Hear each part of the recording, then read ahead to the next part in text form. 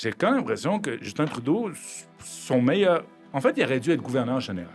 Je pense que il était plus gouverneur général que premier ministre. Il voulait aller, puis il voulait voyager, puis il voulait couper des rubans, puis parler aux enfants, puis aller visiter les Autochtones. Honnêtement, c'est ça qu'il voulait.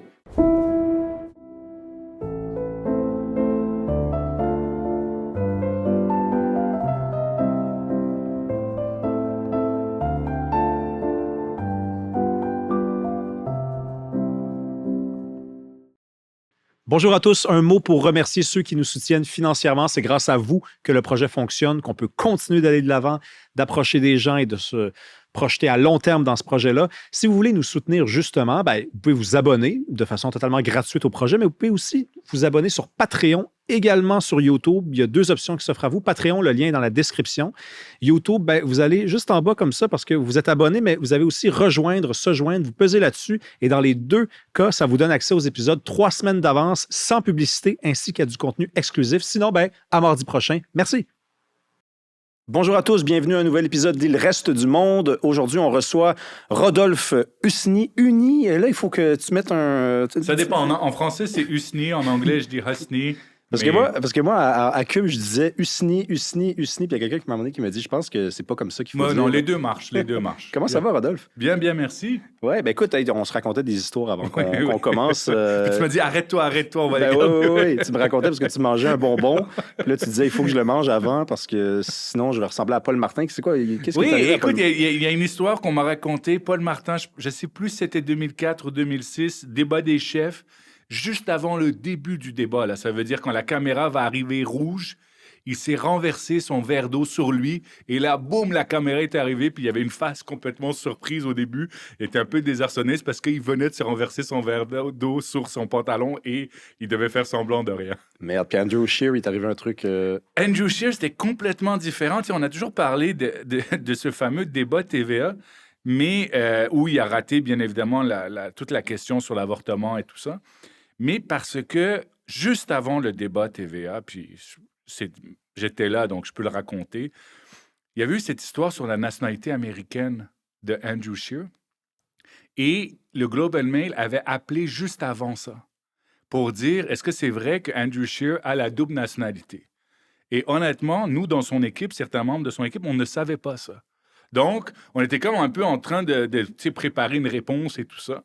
Et je crois que c'était dans la tête d'Andrew Scheer. Donc, quand il a commencé le débat, il pensait que ça allait sortir parce que dans un débat, ce qu'on fait, c'est qu'on fait exactement ça. On fait des déstabilisateurs. Nous, on en avait un déstabilisateur pour Justin Trudeau. Et c'était que Justin Trudeau avait 2 avions de campagne. Et ça, on le savait et on avait attendu pendant le débat des chefs pour le sortir. Mais juste avant le débat, un journaliste du Globe and Mail nous a appelés en disant, est-ce que c'est vrai qu'Andrew Scheer a la double nationalité, est américain, est-ce qu'il a voté, toutes les questions et tout ça. Puis, honnêtement, on n'aurait jamais dû le dire à Andrew Scheer parce que la personne a comme, normalement, tu es dans ta bulle. Un politicien, quand il va pour un débat, c'est comme un boxeur, c'est comme un athlète. Il faut qu'il soit focus, on a notre plan de match, il faut créer une bulle autour de lui. Et une personne a brisé la bulle autour de lui, ça l'a un peu déstabilisé. Puis quand est arrivée la fameuse, je pense, la question sur l'avortement, il s'y attendait pas, malgré le fait qu'on avait préparé la question sur l'avortement, bien évidemment, ça faisait partie du standard. Mais rappelle-nous ce qui s'est passé, parce que c'est vieux pour du monde. Oui, il y avait eu comme au tout début du débat, du face-à-face TVA sur l'avortement, sur le débat des chefs. Première question à Andrew Scheer, on vient de commencer, puis c'était votre position sur l'avortement. Et c'était bien évidemment un sujet que chaque chef conservateur doit faire face. Mais il l'a pas bien sorti, il était comme pas prêt, c'était la première question. Et je pense que dans sa tête, j'en ai jamais reparlé, mais je pense que dans sa tête, il pensait que ça allait être sur, par exemple, la nationalité américaine, parce qu'on pensait que c'était ça le déstabilisateur, malgré le fait qu'on avait pratiqué tant de fois la première question sur l'avortement. Puis là, j'ai oublié, est-ce que dans ce débat-là, vous avez sorti le truc sur la double nationalité? On a sorti, non. Sur l'avion, je veux dire. L'avion, oui. On a sorti le truc sur l'avion, mais le mal était déjà fait parce que dans le premier clip, l'avortement avait quand même plombé la campagne d'Andrew Scheer au Québec. Est-ce que vous vous êtes inquiété à savoir peut-être que le Globe and Mail a informé les libéraux? Exactement. Donc là, donc vous avez quand même eu le courage de sortir le truc sur l'avion parce Ben oui. qu'ils auraient pu sortir le truc sur la Oui, double mais c'est pas nationalité. grave. Nous, notre plan de match, c'était C'était ça à l'époque. On a toujours ça. On garde toujours. Tu sais, des fois, on a certaines informations, puis on se dit, c'est bien beau l'information, mais c'est le bon timing pour le sortir. Ben oui. Par exemple, je vais te donner un autre exemple. Les candidats. Chaque parti a au fédéral 338 candidats. Nous, on en a toujours 5 ou 6 qu'on sait qu'ils ont fait des trucs pas corrects. Mais tu sais quand est-ce qu'on sort l'information? Le lendemain de la fin des mises en candidature ou si le parti doit éjecter ce candidat-là, il ne peut pas le remplacer. Alors, on fait exprès, souvent, on appelle ça opposition research, de sortir ces informations après la fin, la clôture, que Élections Canada, que son nom sera de toute façon sur le bulletin de vote. C'est là qu'on sort des informations, souvent. OK, mais attends, mais là tu es en train de m'apprendre que c'est sale, la politique. Ah, écoute, c'est stratégique. C'est stratégique. Tu sais, on est en train de le voir avec ce qui se passe au PLQ. Des fois, tu te dis, il y a certaines choses qui sortent. C'est bizarre, la date de la sortie. Ben, on est le 21 novembre en ce moment. Je ne sais pas juste comment quand ça va aller. sortir, où on va en être rendu. Est-ce que Pablo sera encore le chef? Mais c'est quoi que tu faisais avec les conservateurs? Précisément. C'était quoi ton mandat? Écoute, moi, j'ai fait beaucoup de choses avec les conservateurs. J'ai commencé comme n'importe quel bénévole, militant. J'ai commencé, je pense, à faire des appels téléphoniques. Tu sais, les gens qui vous achètent à la maison et tout ça. D'ailleurs, je disais que je m'appelais Rodolphe Lucier. C'était plus facile que Rodolphe Husny, là, juste parce que les gens, quoi. Je disais Rodolphe Lucier, Parti conservateur. Tu sais, quand tu C'était toi, Rodolphe Lucier. Oui, s'il y a eu des gens, par exemple, qui ont eu un Rodolphe Lucier du Parti conservateur, c'était moi. Alors, j'ai commencé comme ça, militant très de base. Ensuite, est venue la campagne de 2011. Puis là, j'avais pris la décision de me présenter comme candidat. Je m'étais dit, j'aime la politique, mais j'ai besoin de voir ce que j'ai dans le ventre. Et le meilleur à l'époque débatteur était Thomas Mulcair. Et Thomas Mulcair était chef adjoint du NPD, mais aussi la figure de proue au Québec. Et je me suis présenté à Outremont contre lui parce que je savais qu'il devait me donner au moins un débat local. Et je me suis dit, ça va être mon baptême du feu. Je vais voir si je suis capable de tenir la rhétorique contre Thomas Mulcair, ancien ministre libéral, chef, avocat, tout ce que tu veux. Et en plus, j'ai même eu un bonus, un brownie. Il faut faire attention. J'ai eu un bonus. Martin Cochon a fait son retour en politique. Donc, je me suis dit, OK, j'ai Martin Cochon, j'ai Thomas Mulcair. On va faire au moins un débat, les trois ensemble. Et à la réalité, je pense qu'on a fait 12 débats, 10 ou 12 débats, parce que le Parti conservateur m'a écouté, puis m'a dit, OK, à partir de maintenant, là où Thomas Mulcair va, tu y vas. Puis je ne l'ai pas lâché, Thomas. J'ai fait je ne sais pas combien de débats, chaque entrevue, et j'ai beaucoup, beaucoup aimé ça. Je me suis dit, OK, j'arrive à tenir la ligne, comme on dit, j'arrive à défendre. Tu sais, c'est quand même pas facile, là. Conservateur, gouvernement Harper, au Québec, à Outremont, dans une... Je savais que je n'allais pas gagner. Mais là où Mulcair avait gagné quand même de façon spectaculaire, c'est-à-dire que c'est le NPD à Outremont, là, c'est pas naturel. Là. Non, c'est ça. Puis avec un retour de Martin Cochon, qui essaie quand même de faire un retour. Mais moi, c'était juste pour voir si j'étais bon, si j'aimais ça. Puis ce qui m'est arrivé, c'est qu'après la campagne, à Ottawa, on m'a appelé, puis on m'a dit, OK. Puis quelqu'un m'avait dit, ton accent et tout ça. Puis j'ai dit, oui, j'ai étudié un peu en Europe. Ils m'ont dit, OK. Puis ils m'ont dit, t'es de formation ou quoi? Puis j'ai dit, je suis comptable de formation. J'étais à HEC Montréal. Puis il m'a dit, OK, parfait. Commerce international, on est en train de négocier un accord de libre-échange avec l'Europe. Ça va être ton dossier. Wow. Et j'ai fait 4 ans comme ça, comme conseiller politique. J'ai commencé attaché de presse, directeur des enjeux. C'est celui qui règle les problèmes au jour le jour, directeur des coms, directeur de la planification, directeur des opérations. Et j'ai fait ça pendant tout le mandat. Le seul problème en politique, c'est que tu sais quand tu commences, mais tu ne sais pas quand tu finis. Puis ma carrière, officiellement, s'est terminée en 2015, qu'on a perdu les élections et que je suis rentré dans mes terres. Ça a été ma première fin politique, c'était 2015. Premier retour à North Atlee, là où j'habite. C'est compliqué pour les conservateurs au Québec. Moi, c'est une discussion que j'ai avec des gens en ondes, hors ondes, des jeunes, des moins jeunes qui tripent Parti conservateur, qui tripent idées conservatrices, qui sont convaincus que leur programme est meilleur pour le Canada. Et au Québec, ça ne lève pas. D'aucune façon. On essaie toutes sortes de chefs. Là, je parle évidemment des chefs depuis Mulroney. Là. Oui. Pourquoi? Si je le savais, je serais millionnaire parce que c'est aussi un sujet qu'avec tous mes collègues en politique, en dehors de la politique, différents chefs, différentes stratégies, on a vraiment tout essayé. Vraiment tout essayé de Harper à l'époque en se disant on va régler le déséquilibre fiscal avec le gouvernement Charest, etc. On va reconnaître le Québec comme une nation, on va donner un siège à l'UNESCO, etc. On a essayé ça. On a essayé après d'avoir un premier ministre de notre bord, comme on peut dire. Ça veut dire d'avoir l'appui. Même François Legault a quand même Oui. appuyé indirectement deux chefs conservateurs en disant c'est pas bien les libéraux, etc. À l'époque, Andrew Scheer et encore plus pour Erin O'Toole. Même, on a fait des campagnes où on avait une plateforme juste Québec. Tu sais, normalement, tu essaies de faire une plateforme nationale et à chaque fois, il y a un débat. Est-ce qu'on fait juste une plateforme pour le Québec? Ah, Juste... puis, Rodolphe, Oui, j'ajouterais juste une chose. Là. Quand François Legault a appuyé Erin O'Toole, on est en 2021. oui, La CAQ est quand même encore au oui. sommet de sa Oui, gloire. c'est là. pour ça que Donc, je te avec dis, l'influence qu'il a, ça ne fonctionne pas. ça ne fonctionne pas. Même le français, tu sais, moi, je me suis toujours dit, OK, peut-être qu'au Québec, c'est parce qu'on a des chefs qui ne sont pas perçus francophones, francophiles, québécois.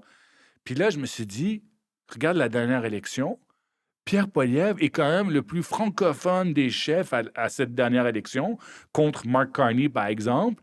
Et tu dis, même là, ça n'a pas fait une différence. Tu sais, ça veut dire Stephen Harper qui faisait tout pour toujours parler en français en disant, je vais toujours commencer mes discours en français. Mark Carney qui fait complètement le contraire, qui parle à peine 10%, je parle de français. Et ça n'a pas dérangé. Donc, c'est pour ça que je dis, et tu sais, le problème, c'est que les conservateurs, quand ils commencent une élection, c'est comme si tu enlevais déjà 70 sièges. Tu sais, il y a 340, on va dire, là, Mhm. puis il y a 75, 78 sièges au Québec.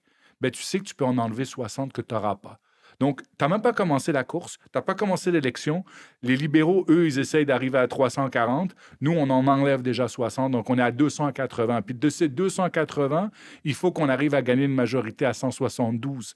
Donc, tu vois comment aussi ça nous travaille du point de vue stratégie en disant, on commence la course, mais on commence déjà sur une jambe. Mhm. Là, j'ai parlé avec quelqu'un, je n'aimerais pas évidemment la Ouais. personne, mais elle me dit, cette personne-là, à la dernière élection fédérale, on a promis, les conservateurs du Canada, tous les pouvoirs en immigration au Oui. Québec. Puis c'est comme si ça n'était pas assez. Alors qu'on parlait que d'immigration au Québec, alors que le discours, disons, plus critique de l'immigration est parti du Québec, au Canada en tout cas. Et pourtant, les Québécois ont fait, c'est pas important pour nous, soudainement, l'immigration. On aura de fait la plus belle promesse qu'on pouvait faire à titre de gouvernement en attente, un gouvernement qui était possiblement composable. Ça va jusque-là, là. Ben, j'ai un collègue, un ancien collègue à moi qui me disait toujours ça, puis qui a tout à fait raison. Il disait, le problème, c'est que si tu n'aimes pas la vitrine, tu ne rentres pas dans le magasin. On a des super politiques si tu rentres dans le magasin. Juste la justice. Là, tout le monde est en train de dire comment ça se fait qu'il y a des peines bonbons et tout ça. Les conservateurs, on Des est allé années. jusqu'en Cour suprême à cause de ça pour dire on a besoin d'avoir des peines minimum, etc. Puis encore aujourd'hui, mais les gens rentrent pas dans la boutique, ils aiment pas la vitrine et ils vont pas plus loin que se dire, si tu regardes l'économie, si tu regardes la défense maintenant, si tu regardes la justice, tu sais, tout ça, des enjeux qui sont très, très importants aujourd'hui, c'est tout dans le magasin conservateur. Mhm. Mais les gens, ils rentrent pas parce qu'ils aiment pas la vitrine. Est-ce que c'est, par contre, puisque tu dis que tu cherches cette réponse-là, puis Oui, que oui, je la cherche. t'en serais riche, Oui. est-ce que tu as déjà songé, par contre, à l'idée que ça pourrait s'expliquer simplement par le fait que ça fait longtemps qu'il n'y a pas eu un chef québécois? C'est drôle que tu me dises ça parce que, Là, j'ai pas fouillé bien loin, là. non, je sais que tu n'es pas allé, mais c'est une des raisons pour laquelle moi, je me suis présenté à la chefferie. Je ne sais pas si vous le savez, mais moi, je me suis présenté en 2020 à la chefferie du Parti conservateur. J'ai passé les premières étapes, puis finalement, la campagne, elle a été suspendue à cause de la COVID. Et tout le monde me disait, Rodolphe, pourquoi tu te présentes à la chefferie du Parti conservateur? Tu ne vas pas gagner. Mais je dis oui, mais si on n'a pas un Québécois, francophone, bilingue, qui est capable de parler dans les deux langues à travers le Canada, le Parti conservateur ne va pas montrer l'image qu'on est un parti national. Moi, à cette époque-là, c'était contre Peter MacKay, que son français était très approximatif. Erin O'Toole, c'était un peu mieux, mais je me suis dit, puis d'ailleurs, il y avait deux candidats qui ne parlaient même pas français, ce que je trouve inadmissible. Aucun parti fédéral devrait accepter que quelqu'un puisse se présenter au poste de premier ministre s'il n'est pas bilingue. Ça devrait être les règles de base d'un parti politique. Donc, pour moi, tu sais, au NPD, ils sont en train d'avoir une course, là. Ah oui, Pour moi, ce serait non. Tu peux pas. Tu peux pas être candidat. C'est fini. Même si la NPD sera jamais au pouvoir, si t'es pas bilingue, tu seras pas chef. Merci, fais autre chose. C'est tout. Puis moi, c'était pourquoi je me suis présenté en parti. Puis je me suis dit, si on veut parler aux Québécois, si on veut dire qu'on est un parti national, si on veut que les Québécois s'intéressent au Parti conservateur, parce qu'oublie pas qu'une course au leadership, c'est une façon de se renouveler, de mettre avant des politiques. Moi, c'était pour ça que je m'étais présenté. Il y a des gens qui disent, Rodolphe, il y a quoi? Il y a la grosse tête, il pense qu'il va devenir chef. Non, Rodolphe... Aussi. Aussi, oui, c'est ça. J'aurais gagné comme dans le film Rudy. T'as jamais vu le film Rudy, le joueur de football américain à Notre-Dame? Oui, Rudy, oui, oui, oui, ben oui, c'est oui, ça, tu sais, oui, genre, oui. je suis le petit, puis qu'à la Oui. fin, il va gagner, puis tout ça, bon. Ben. Mais ça a déjà marché, par contre, disons, les idées conservatrices au Canada. J'ai déjà eu Dimitri Soudas sur cette chaise qui était très nostalgique. Il parle encore de Harper comme mon chef. Il dit mon chef, Ouais. mon chef, mon chef. Je pense que tu as gardé des bons souvenirs de ton passage chez les conservateurs. L'autre jour, je te raconte une petite Ouais, histoire. vas-y. L'autre jour, Mathieu Bock-Côté passe à Tout le monde en parle, distribue une varlope à la gauche médiatique québécoise. J'ai vu ça. Donc, finalement, au milieu médiatique québécois. Dans mon algorithme, à un moment donné, je suis sur YouTube et là, je vois sa première apparition à Tout le monde en parle, qui était en 2012, si je ne m'abuse. Et là, je me dis, écoute, ça dure 15 minutes, je vais me retaper ça. Et à l'époque, Stephen Harper est premier ministre du Canada. Et il y a toutes sortes de gens autour du plateau qui parlent en mal de Harper en disant Harper, c'est terrible pour le Québec. Harper, c'est terrible ce qu'il est en train de faire au mouvement indépendantiste québécois. Et là, j'écoutais ça, puis je me fermé les yeux, puis je me suis dit, on dirait que j'entends les mêmes trucs que j'ai entendus pendant le passage de Justin Trudeau à Ottawa. Pourtant, j'ai des conservateurs qui défilent autour de moi puis qui sont nostalgiques de ces années-là. Peux-tu nous rappeler, de ton point de vue, évidemment, parce que j'ai besoin d'être convaincu quand même, Non. qu'est-ce que c'était de bien pour le Québec, les années Harper? Ben, je pense tout d'abord, le plus important, c'est le respect de la Constitution en termes de respect des compétences provinciales. Ça, je pense que déjà là, c'est quelque chose que, si tu regardes en comparaison avec Justin Trudeau, tout le programme de Justin Trudeau, ça a toujours été d'aller dans les compétences provinciales, que ce soit les garderies, que ce soit même de donner des petits déjeuners. C'est bien beau tout ça, mais c'est pas comme ça que la règle du jeu a été écrite. Donc, juste le fait qu'il y avait un gouvernement fédéral sous M. Harper qui avait dit non, on ne rentre pas dans les compétences provinciales. Et même à mon époque, n'oublie pas, moi j'ai fait à peu près 18 mois là, où c'était Pauline Marois qui était première ministre. Puis on avait comme règle de base, on ne cherche pas la chicane avec le Québec. On ne va pas dans les compétences provinciales. On fait très attention d'essayer de ne pas faire ça. Donc je pense que déjà là, par rapport surtout à M. Trudeau, c'est de se dire, écoute, ça c'est notre carré de sable. L'économie, la justice, l'armée, le développement économique, ça, c'est notre carré de sable. Puis tu sais quoi, on va essayer de faire des choses là-dedans. On ne va pas essayer de faire d'autres choses pour tout le monde, puis que les provinces à la fin font leurs affaires, quitte à ce qu'on transfère l'argent sans condition. Comme normalement, c'est ça. Puis déjà ça, c'est toute une dynamique différente. Parce que quand tu ne crées pas des super programmes, tu n'as pas besoin d'augmenter la fonction publique. Non. Tu n'as pas besoin d'avoir cette grosse machine à Ottawa qu'à la fin, c'est devenu monstrueux puis que c'est devenu une maison de fous.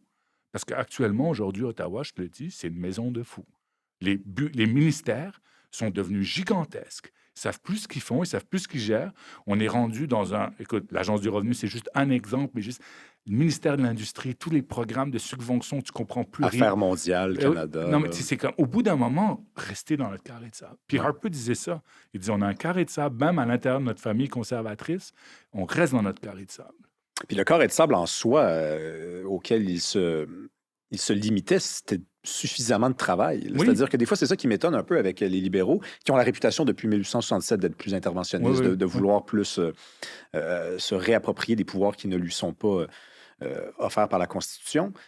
T'sais, en soi, tu as déjà beaucoup de travail. Quand tu es un gouvernement fédéral, si tu n'as pas besoin d'aller dans les compétences des provinces, pourquoi les libéraux faisaient ça? C'est quoi? Ils n'étaient pas assez occupés?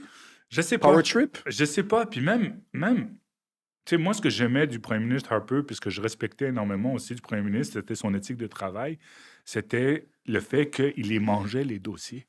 Tu sais, M. Harper, là, je peux te le dire d'expérience, c'était pas rare qu'on envoyait des mémos avec les fameux binders, les gros classeurs des ministères, puis qu'on recevait le mémo de Harper, puis qu'à la page 27, il avait corrigé ça, puis qu'à la page 200 du gros binder, il avait dit ça, c'est faux.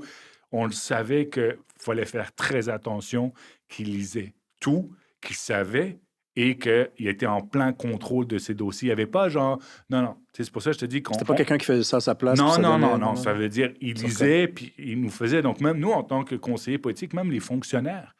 Puis, c'est drôle parce que j'ai gardé quelques liens avec des fonctionnaires. Puis, je leur disais comment ça va dans les premières années de Trudeau. Puis, il dit, écoute, c'est pas du tout la même chose. On rentrait avec Harper, on savait qu'on devait être prêt. On rentrait avec Trudeau, c'était genre, OK, ouais, donne-moi le petit résumé, c'est bon, mets ça sur la table, je vais voir ça. On ne rentrait pas dans la poutine des dossiers, on n'essayait pas de comprendre. J'ai quand même l'impression que Justin Trudeau, son meilleur... En fait, il aurait dû être gouverneur général. Je pense que il était plus gouverneur général que premier ministre. Il voulait aller, puis il voulait voyager, puis il voulait couper des rubans, puis parler aux enfants, puis aller visiter les Autochtones. Tu sais, honnêtement, c'est ça qu'il voulait. Puis parler d'environnement, puis faire des trucs. Il n'était pas intéressé à vraiment savoir les vrais dossiers, les problèmes structurels que l'économie canadienne a. Tu sais, c'est bizarre, hein? Pendant 10 ans, on a parlé de diversification, il y a dessus, non. On a parlé de productivité, non. On a parlé du problème de recherche et développement, tous les problèmes qu'on a dans notre économie. Là, tout d'un coup, on en parle parce qu'il y avait M. Trump. Mais ils étaient là il y a 10 ans aussi. Ben oui, Puis moi, à mon absolument. époque, ils étaient là. Mais le Canada a oublié d'être un pays toutes ces années-là. C'est ça qui est arrivé. C'est ça qu'il y a de formidable dans la crise, en fait, qu'on est en train de traverser. Et on exclut la personne qui parle. Ouais. Donc, au Canada, c'est que le Canada a l'occasion de redevenir un pays, finalement. Parce que les États-Unis, qui étaient le frère siamois, le frère qui fait à peu près toute la job, puis on n'a pas besoin de s'occuper de ça, militaire, tout ça, on est à côté de lui. Là, maintenant, on a besoin, au Canada, d'assumer ça. Parle-nous de... Mais d'ailleurs, sur Trudeau... Trudeau, s'il avait dépensé comme Mary Simon a dépensé, on aurait été moins surpris qu'avec Mme Simon. C'est vrai que ça aurait été naturel pour lui d'être un gouverneur général comme ça. Ben, je pense qu'il Il y avait pensait ça en que- lui quand même. Oui, là. je pense Le que c'était flegme, ça. Oui, ouais. c'est ça. Je pense il pensait que son rôle, c'était celui de gouverneur général et pas de gouverner. Combien de ministres, d'anciens ministres, ont écrit dans leur biographie ou maintenant en parlent, puis ils disent, on n'a jamais rencontré Trudeau. Il nous a jamais... Stéphane Dion, l'équipe de Stéphane Dion, du défunt Marc Garneau, par exemple, ont tous dit, on parlait jamais politique, on n'est jamais rentré, puis on s'est fait challenger. Tandis que moi, je peux te dire, à mon époque, il y a des ministres qui sont passés des mauvais quarts d'heure quand ils n'arrivaient pas préparés à des réunions, puis qui se faisaient varloper, puis tu vas refaire tes devoirs, là. Mais parle-nous d'Harper un peu, parce que honnêtement, c'est loin. Pour moi, j'ai 31 ans, c'est très loin. Là. Il s'en va en 2015, j'ai 21 ans, si le compte est bon. Puis je me rappelle d'un homme avec les cheveux très peignés comme Oui, ça, oui. tu sais, très tête d'anglais, austère. Oui. Pour moi, c'est quelqu'un de discret, de subtil, qui parle pas beaucoup. Puis je l'imagine pas en anglais avoir une personnalité, celle que ça prend pour devenir premier ministre quand même. C'est quoi les souvenirs que tu as au niveau de la personnalité de Harper? Ben, c'est juste que le premier ministre Harper était peut-être, quand tu regardes ça aujourd'hui, il était comme... les médias sociaux commençaient à venir. Il y avait cette image tu sais, de politique drôle, attachante, envie d'aller boire une bière avec, etc., que, honnêtement, c'était pas de son époque. C'était un jeu que lui ne voulait pas jouer. Lui, il voulait que les Canadiens le perçoivent comme quelqu'un de sérieux qui travaille à son bureau tard le soir et qui prend des décisions sérieuses. Même lui a dit, je ne vais pas jouer parce que je sais que certains de mes anciens collègues, plusieurs fois, lui ont proposé des stratégies en disant, montre un côté plus chaleureux. Givré un peu. Même juste, tu sais, genre, son fils, par exemple, était très bon au volleyball. Il allait à toutes les pratiques de volleyball. Il n'a jamais joué la game de montrer qu'il allait, puis encourager son... Non, il avait comme mis une ligne. Non, je ne vais pas jouer cette game-là. Si j'y vais, mais point final. Tu vois, donc ça, je te dis, comparativement à ce qu'on a les attentes aujourd'hui d'un premier ministre, d'un chef de parti, où il faut y aller total, all-in. Tu sais, presque avec ton téléphone, avant de te coucher, tu fais bonne nuit, là, ça veut dire... Il y a des fois, là, il faut quand même faire une ligne. Donc, c'est pour ça. Harper, c'est pas dire que Harper était austère. Moi, je le dis tout. Moi, j'ai vu Harper faire des blagues, faire des imitations. Mais oui, il adorait faire des imitations de politiques. Oui, de politiciens. Parce que des fois, on fait des pratiques, puis il faisait des imitations. Il était drôle. Mais il y avait ce côté sérieux aussi. Ça veut dire, au bout d'un moment, on est des gens sérieux. On est là pour travailler. Ouais, c'est ça. Mais c'est sérieux, c'est important ce que tu dis parce qu'aujourd'hui, moi OK, personnellement, je vais te donner une anecdote. Vas-y. Juste pour te montrer. J'étais à Paris. On était en visite officielle. Premier ministre Harper dormait à la résidence officielle. Moi, je dormais à l'hôtel à côté et j'étais arrivé plus tôt, puis ils avaient comme préparé. Normalement, le premier ministre dort à l'hôtel, mais à Paris, il dort à la résidence de l'ambassadeur. C'est plus facile, puis on a toutes les infrastructures. Et moi, j'arrive un peu plus tôt, je dois imprimer des documents, des choses comme ça. Et il y a un petit déjeuner qui est préparé pour le premier ministre et son entourage. Je prends mon bol de céréales, je trouve qu'il fait beau, je me suis dit, je vais m'asseoir sur la terrasse. 10 minutes plus tard, le premier ministre Harper arrive avec son bol de céréales, me regarde, me salue, comme ça. Il s'assoit à la table avec moi. Il a sa mallette, il sort sa pile de dossiers. Moi, j'ai ma pile de dossiers. On est resté peut-être 15 minutes comme ça. On a chacun travaillé de son côté. Il m'a dit merci. J'ai dit merci. On ne s'est pas parlé. Et c'était comme, on ne fait pas du small talk. Tu as ton travail à faire. Puis même, je crois même qu'il était content que j'ai pas joué la game. Tu as du travail à faire. On a une grosse journée. T'sais, Justin Trudeau, il n'aurait pas fait ça, il m'aurait posé 50 000 questions, il aurait voulu, genre, faire le politicien. François-Philippe Champagne, il aurait sauté partout comme il est, là, comme tout excité. Harper est venu, j'ai passé en 15 minutes face à face avec Harper, avec mon bol de céréales, chacun de son côté, à lire nos documents. Puis il m'a dit merci, puis j'ai dit merci. Mais je crois qu'il m'a dit merci de ne pas avoir joué la game, tu vois. Vous avez bossé, en fait. Oui, c'est ça. On a fait ce qu'on doit faire à 7 heures le matin. On a une grosse journée. On n'a pas le temps de se dire, hey, t'as-tu. Mais c'est important ce que tu dis parce que ça vaut pour Trudeau, qui incarne bien. En 2015, on arrive, TikTok, on fait des stepettes, on saute dans les airs. Mais aujourd'hui, je vois ça partout. Tout le monde joue la game, y compris Poilievre, soit dit en passant, qui se filme en train de mettre du gaz dans un char. C'est ça, je te dis, c'est la dernière génération de politiques qui pouvait se permettre ça. Mais toi, t'es pas nostalgique quand même de l'époque où on n'avait pas de ça à faire? Là? Pourquoi on est arrivé à devoir faire ça? Ben moi-même, là, regarde, aujourd'hui, je suis analyste politique. Puis moi-même, je dois jouer la game. Mais moi-même, je déteste la game. Ça veut dire, moi aussi, je dois prendre des clips, je dois les mettre parce qu'il y a les blocages méta, etc. Puis c'est vrai, là, ça veut dire, c'est bien beau d'être à TVA, à LCN, mais des fois, ça ne se rend pas à certaines personnes. Mais moi, je me dis, je ne suis pas une groupie, là. Ça veut dire, au bout d'un moment, j'ai envie d'être vu comme un analyste politique crédible, un peu givré, ludique. C'est vrai que des fois, je fais des blagues et tout ça. Mais c'est pas vrai que j'ai envie d'être une influenceuse ou un influenceur en termes de regardez, j'ai acheté mes habits chez cette marque, puis ci, puis ça, puis je suis allé manger dans ce restaurant-là. Code promo. Oui, c'est ça. Puis tu sais, je le fais des fois. Honnêtement, je le fais parce que je me sens obligé. Écoute, j'habite à la campagne, puis j'ai des bambis sur mon terrain. Donc, de temps en temps, quand je vois un bambi, ben, je prends une photo pour montrer que je regarde les bambis, je suis cool moi aussi. Je sais pas, c'est pour ça que je te dis, même moi, je sais pas jouer à la game, j'ai quand même raison, je me dis. Puis, il y en a d'autres qui font très, très bien à réussir à vulgariser la politique en étant tout social et tout ça. À la fin, je me dis, faut que je sois juste moi-même. Mais Rodolphe, parce que le danger, il n'y a rien, je pense, pas me tromper en disant qu'il n'y a rien de plus pathétique que quelqu'un qui essaye de jouer la game. Qui c'est pas lui. Ouais. Puis on le voit, le fil rouge là, sur le beau petit T-shirt blanc, là, il traverse au complet comme ça. On sait qu'il y a eu de la couture. Là. Ça, c'est pathétique. Tu dis, il essaye. Oui. Parce que quand c'est naturel, c'est « Ah, OK, c'est bien fait quand même. » Puis, mais essayer, c'est pire. Donc, des fois, moi, je me dis, pourquoi vous essayez? J'ai vu, par exemple, ces images-là, on fait vraiment le tour du Québec. Là, Luc Rabouin, aux dernières élections municipales, il était chef de projet Montréal et il faisait une vidéo comme ça une fois par jour. À un moment donné, il marche à Montréal et là, il se fait pousser par quelqu'un qui tourne avec le téléphone. Puis là, il dit, si tu me repousses une dernière fois, tu vas voir qui je suis. Et là, il se fait encore pousser. Je suis Luc Rabouin, chef de projet Montréal. Puis là, tu regardes, tu fais non.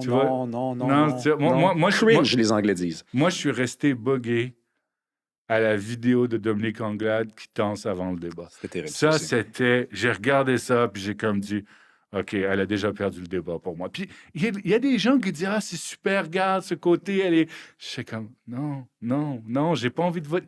Tu veux être premier ministre?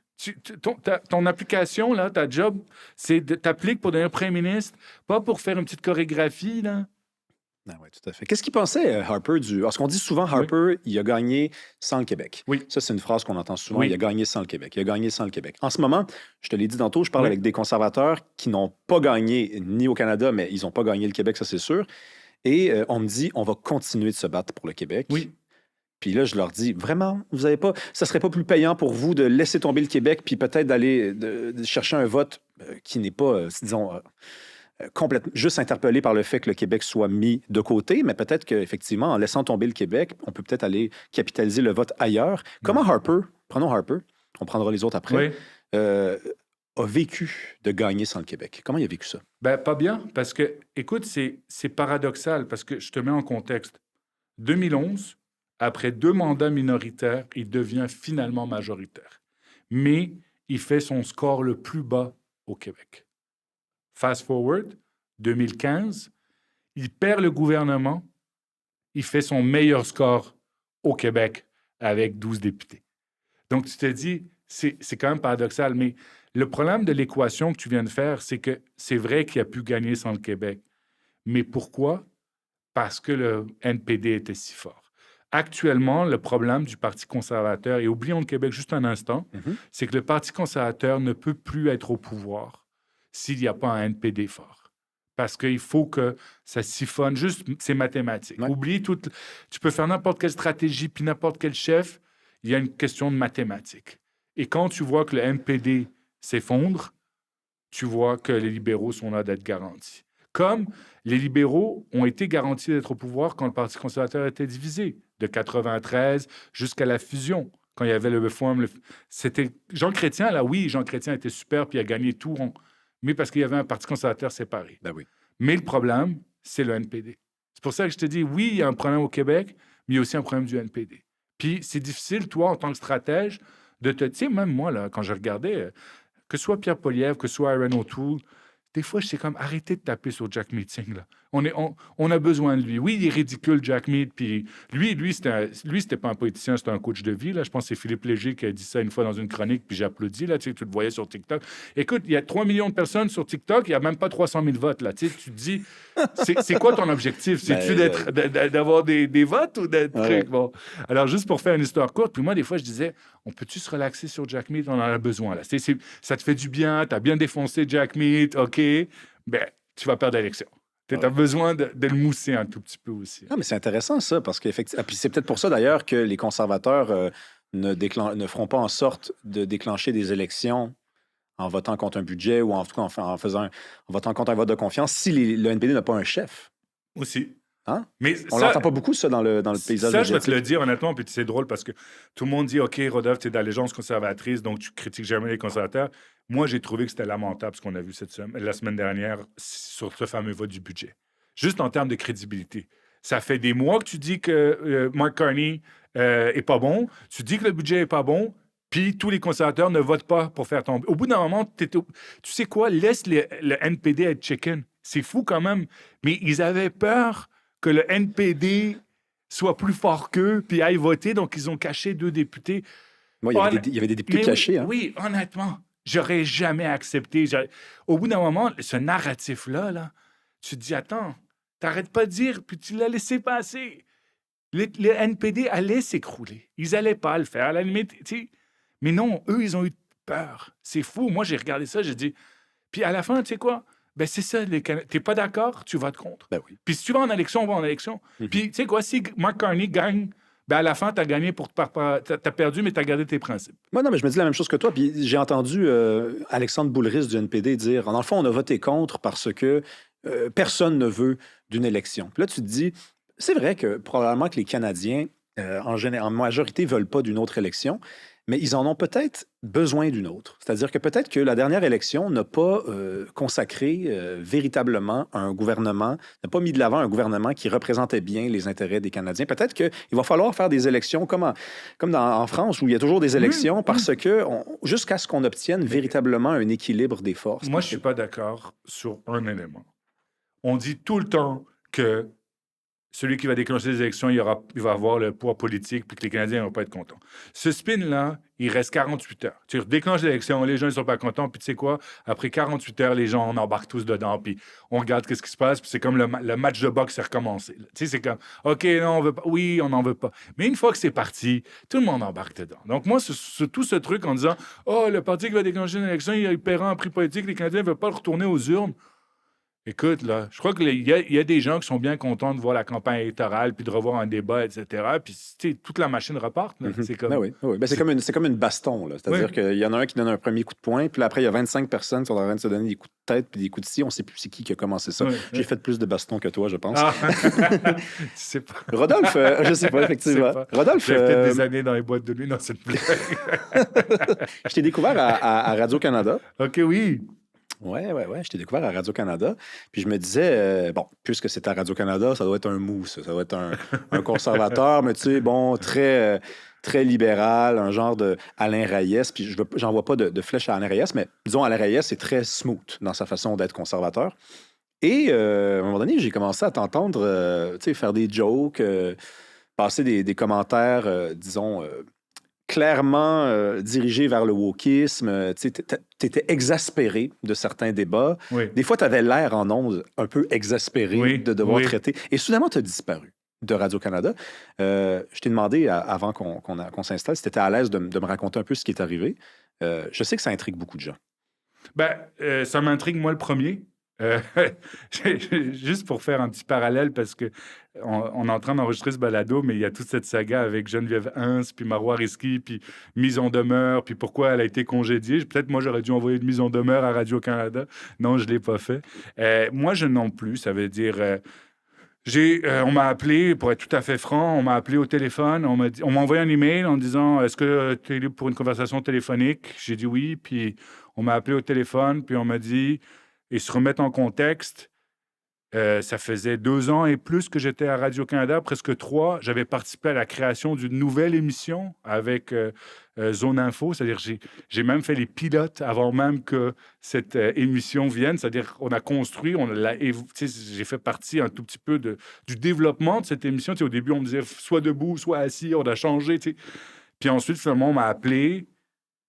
Et c'est ça que j'ai pas compris. Je comprends toujours pas. C'était juste avant une élection fédérale, c'est-à-dire Justin Trudeau avait déjà démissionné. On savait qu'il y avait une élection fédérale qui arrivait et Trump était président.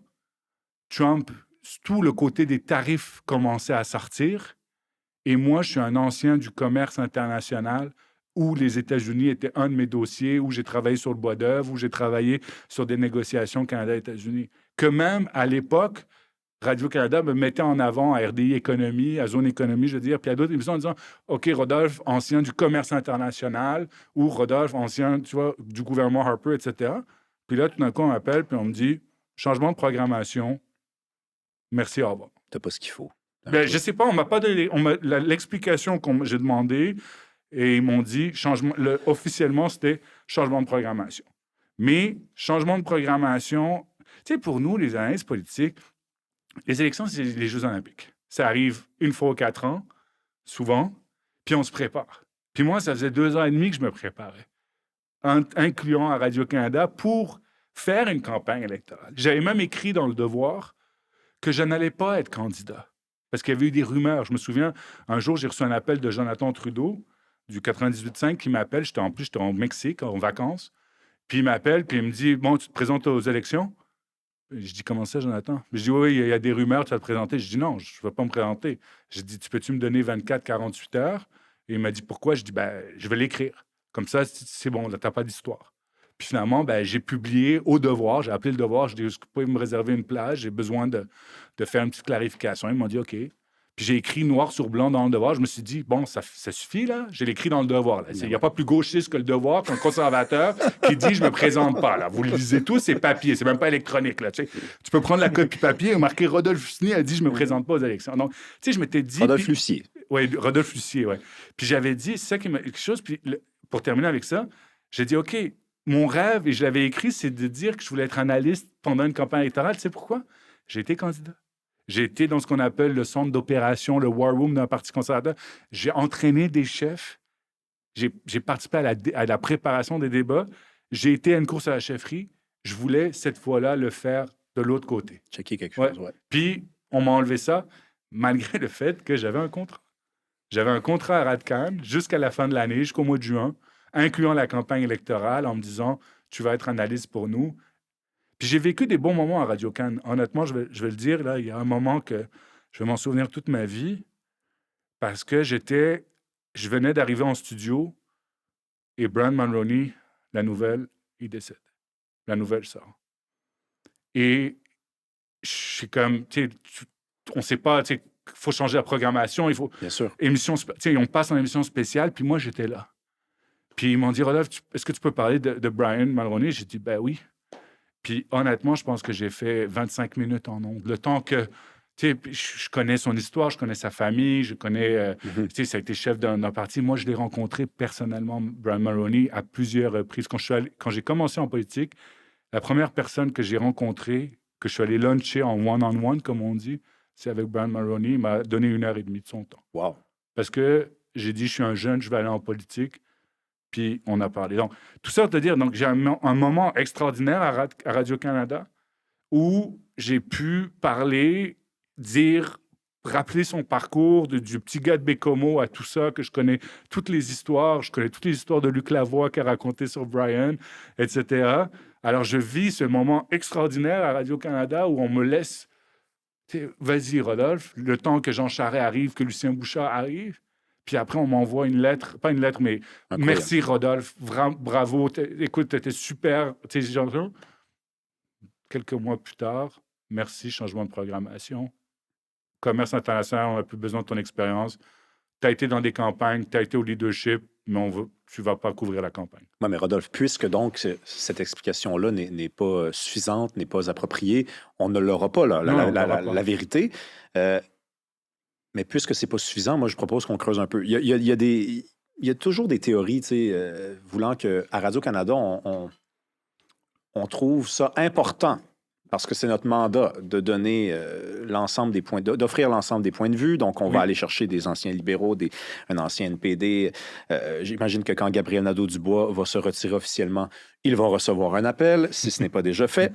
Mais les conservateurs qui sont à l'écran, c'est des drôles de conservateurs.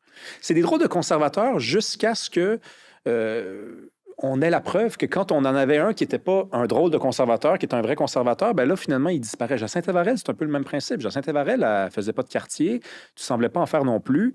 Et là, on a des conservateurs un peu plus libéraux, j'ai l'impression. Est-ce que tu as cette vision-là, toi, moi, de ceux qui restent? Oui, mais moi, le premier problème que j'ai maintenant quand je regarde ça, puis c'est plus a posteriori, mais je l'ai déjà dit, je pense, dans le passé, c'est qu'au bout d'un moment, on essaie de tout faire, puis on n'arrive à rien faire. Parce qu'on se dit, OK, on a besoin d'un conservateur, d'un libéral, de quelqu'un plus de gauche. Mais attends, on a besoin que ce soit hommes et femmes. Puis, on a besoin aussi de diversité. Puis moi, je me suis posé la question, est-ce que moi, vu que je suis Rodolphe Lucier, Usni, que j'ai un nom ethnique, que mon père, je ne le cache pas, mais j'ai écrit un article dans Devoir, mon père est syrien, est venu au Canada comme immigrant en 1967. Je suis le fils d'un immigrant. Est-ce que je suis considéré, moi, comme ethnique? Je ne sais pas. Est-ce que moi, je coche, les fameux EDI, là? J'ai jamais fait un formulaire. Probablement. Je ne sais pas. Je ne sais pas. Moi, je me considère blanc. Il y en a qui me disent que je suis un peu... je suis pas exactement blanc. Je ne le sais pas. Et alors, c'est pour ça que je me dis, est-ce que moi, à Radcan, il me disait, OK, lui, il est conservateur, puis il y a un nom ethnique, je coche 2 cases. Ça, c'est la première chose. Puis à l'inverse aussi. Moi, j'ai toujours été à Radio-Canada, puis ça, c'est moi-même aussi qui le demandais. J'ai dit, vous allez mettre que je suis conservateur, c'est normal, et que je suis un ancien du gouvernement Harper. Juste pour que ce soit clair, précis, il n'y a pas d'ambiguïté. Je suis aussi chroniqueur invité au Devoir, mais il n'était pas marqué chroniqueur invité au Devoir. Tandis que j'ai d'autres panélistes. Ah, tiens, les titres, ils sont pas... Pourquoi tu es là? Ça veut dire, est-ce que tu as été en politique active? Est-ce que tu as travaillé pour un gouvernement ou dans l'opposition? Ça veut dire, des fois, tu te poses la question, OK, tu es académique, mais tu es vraiment académique ou tu as d'autres fonctions dans un parti? Et c'est ça que je trouve des fois qui... Des fois, c'est pas dit. Ça fait un mauvais casting.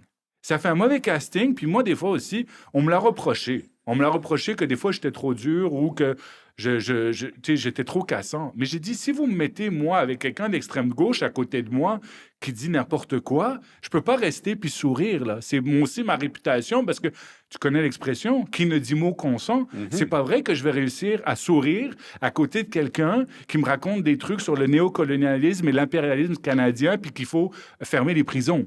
C'est sûr que je vais sortir de mes gonds. Donc, au bout d'un moment, faites attention aussi. Si vous mettez comme ça les deux extrêmes en disant, regardez, mais il faut comme dire « Ah oui, je pense que c'est un point de vue intéressant ». Non. Mais c'est ça qui est bizarre, c'est que je te suis totalement, Rodolphe. C'est Là, on comme- organise des panels où il y a, à un moment donné, quelque chose qui, sans dire que ça ne se dit pas, parce que tout se dit, à mon avis, là, selon évidemment les limites qui sont déjà prévues Oui. dans la liberté d'expression, mais si tu mets Rodolphe Husny avec quelqu'un qui tient des propos, disons, douteux sur le plan de l'exactitude Militaire, des juste- faits, très juste mi- militant, Non, mais juste militaire. Moi, j'ai déjà été là où quelqu'un a dit le Canada n'a jamais eu un poids militaire. Puis on est le jour du souvenir. Tu sais, ça va pas ou quoi? Tu sais, le Canada, on n'a pas des gens qui sont morts pendant la Première Guerre mondiale, pendant la Deuxième Guerre mondiale, en Corée, etc., en Afghanistan. On n'a pas participé à toute la crête de Vimy, puis Passchendaele, puis tout ça. Puis quelqu'un du Canada n'a jamais eu un poids militaire. Hey! Tu sais, des fois, tu es là, puis après, tu t'énerves. C'est sûr que tu t'énerves. Mais pourquoi ils ne voulaient pas ça d'abord? Je sais pas. Est-ce que tu as déjà eu des discussions avec des gens qui. Non. À leur non. demander, regardez, là, je ne suis pas non plus impoli, je suis pas non plus, j'insulte personne. Par contre, tu sais, je m'insurge quand, à mon avis, il vient d'être dit quelque chose de. Radio-Canada, qui se dit c'est pas. comme tu sais, des fois, quand tu dis pas ce qu'il faut dire, on te le refait, comme on dit. Mais vraiment. Tu sais, on dirait des fois, on te laisse l'opportunité de te corriger en pensant que t'as pas dit la bonne chose. Puis moi, je d'abord dans, excuse-moi l'expression, je fais, ben non, tu sais, c'est comme, tu sais, quelqu'un m'a déjà dit, pourquoi ça sur les LGBT? Ben pour ça, non, oui, pourquoi les changements de sexe, là, pour les prisonniers, pourquoi un homme qui a été condamné qui a tué quelqu'un en tant qu'homme peut pas aller dans une prison de femmes, même s'il fait son changement de sexe. Puis je dis, ben parce que c'est un homme. Puis, mais vraiment, s'il l'a fait... Je fais, ben oui, vraiment. Tu sais, t'es comme... Mais ça va pas. Tu sais, pour moi, c'est comme, waouh! Pourquoi? Mais non, je rentre pas dans le moule. Alors c'est comme... Mais vraiment, vous pensez ça? Ben oui, je pense ça, je viens de te le dire.